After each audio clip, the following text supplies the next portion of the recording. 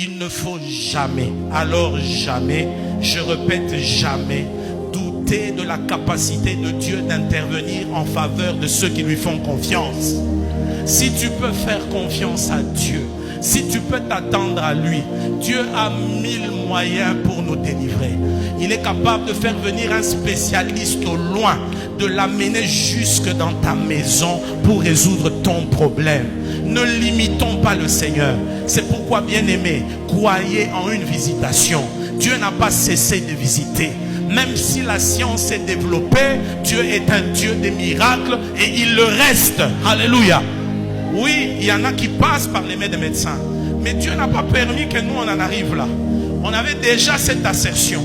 Mais la visitation est venue bien avant nous. Comme pour dire, il est celui qui agit au-delà de nos pensées et de notre imagination.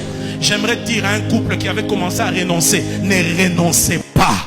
Dieu est un Dieu de visitation. Dieu est un Dieu de surprise. Et comme le disait mon épouse dans la vidéo, c'était comme un rêve. On n'en revenait pas. Oui, lorsque l'Éternel libéra les captifs de Sion, nous étions comme ceux qui font un rêve. Un aîné dans la foi dit toujours, Alléluia. C'est un Dieu qui étonne. C'est un Dieu qui épate. C'est un Dieu qui fait des miracles. C'est pourquoi si ça tarde, souviens-toi de cela. Quelles que soient les années par lesquelles tu passes, regarde à la fin. Regarde à la fin, car il y a une fin. La deuxième chose, n'oublie pas, accroche-toi à une parole liée à ton défi. Accroche-toi à une parole liée à ton challenge. Nous, notre parole, c'était « Vous servirez l'Éternel votre Dieu. Il éloignera la maladie du milieu de vous.